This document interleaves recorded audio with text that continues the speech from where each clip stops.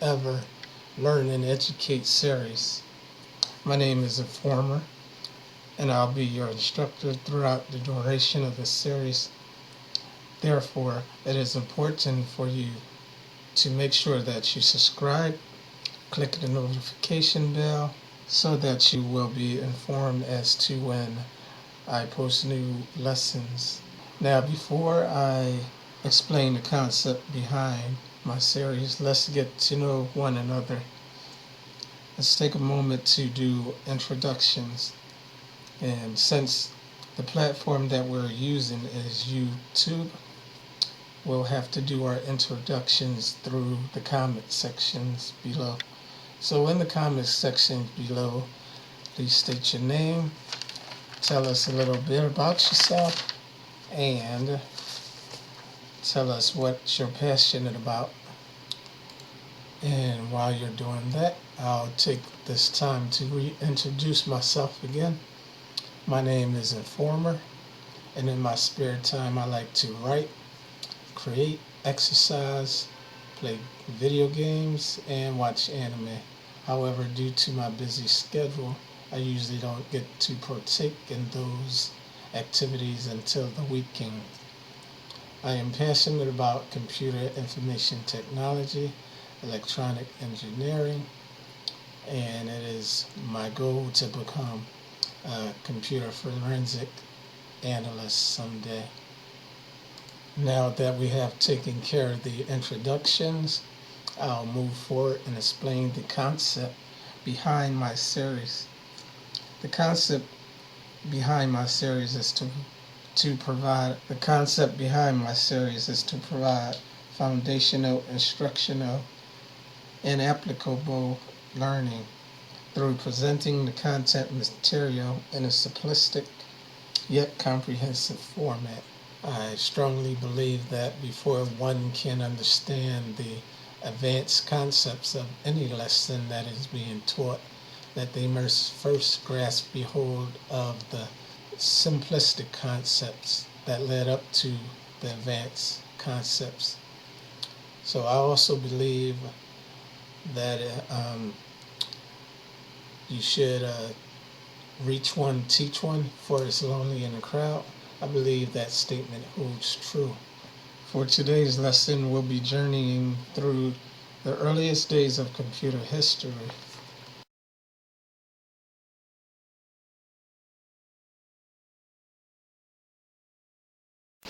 As we continue through our journey, we'll learn about the concept which led to the development of the computer, and we'll also learn about those pioneers who had an influence on that concept, which ultimately led to the development of the computer as we know them today. So strap yourself in, for this is the history of computers. Can you imagine what life was like before technology consumed it? For some of us here in the 21st century, we don't have to imagine, for we experienced it. And that were people were more friendly, more sociable, and interactive. In that war, we also had more time to manage, and we managed it well. Yet in today's fast-paced technology-driven war, the term social interaction is usually defined by the number of likes we have on our status posts, tweets, and the comment section. Therefore, for the younger generation, it's hard to imagine a time period in which technology and computers have never existed.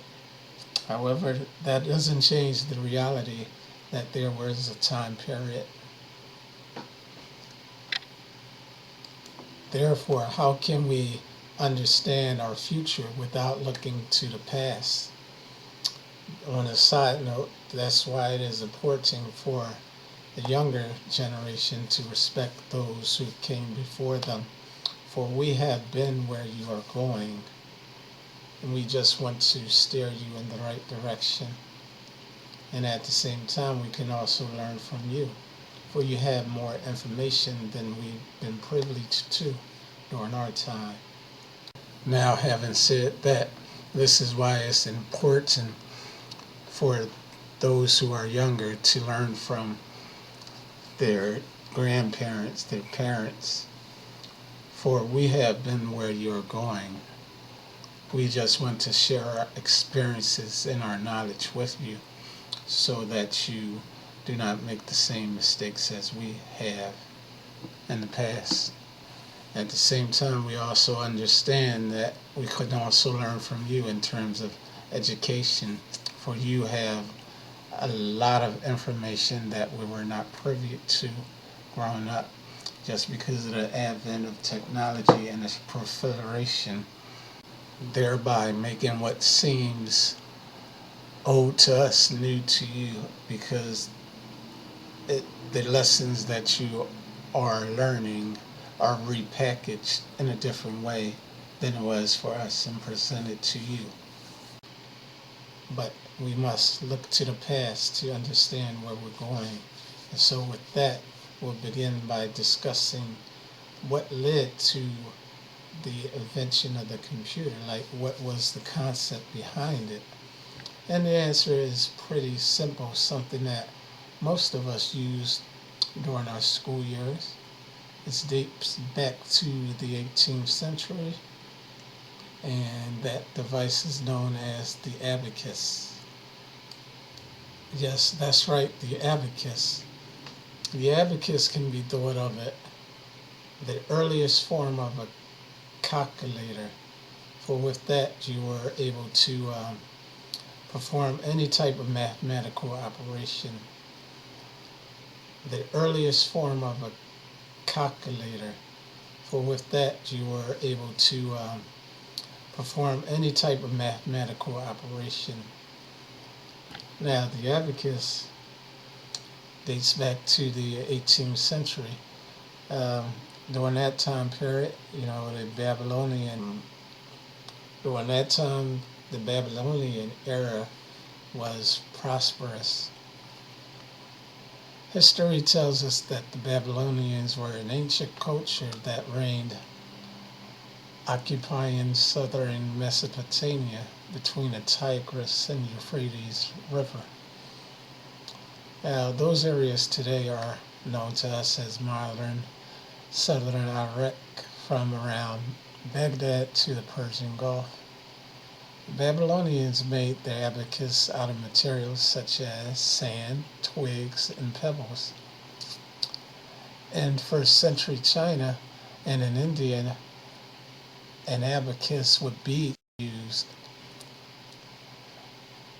India also had the use of the abacus at that time. The word abacus itself is derived from two words, two Phoenician. The first word is abex, which means sand, and the Greek word abba, meaning circular or oval shaped. These two words, when combined, describes the appearance of the abacus.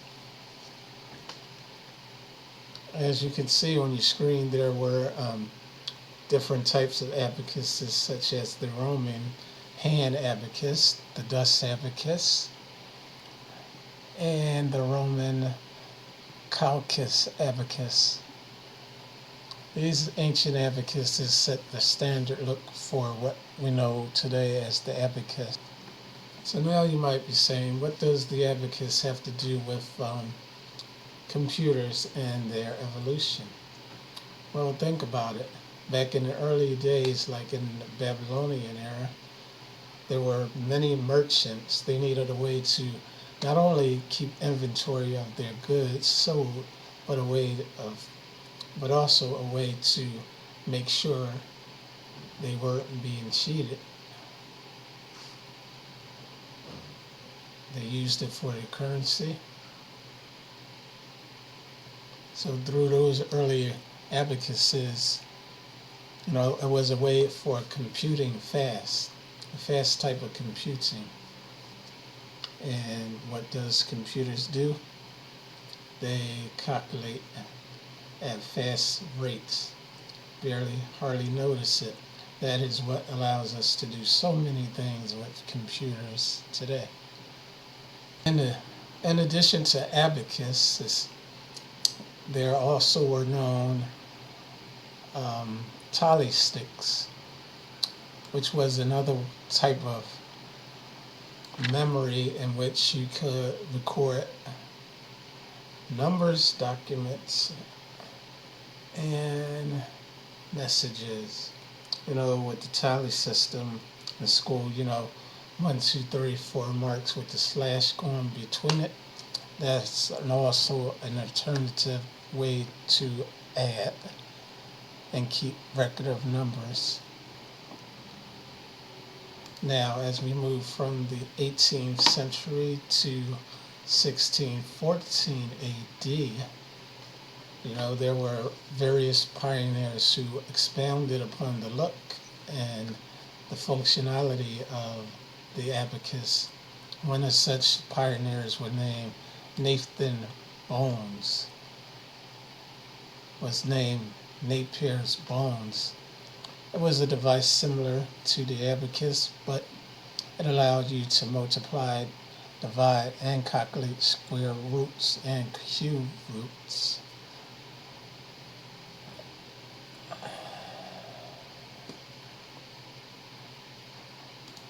A couple years after him, an inventor by the name of William Aldrich created the slide rule.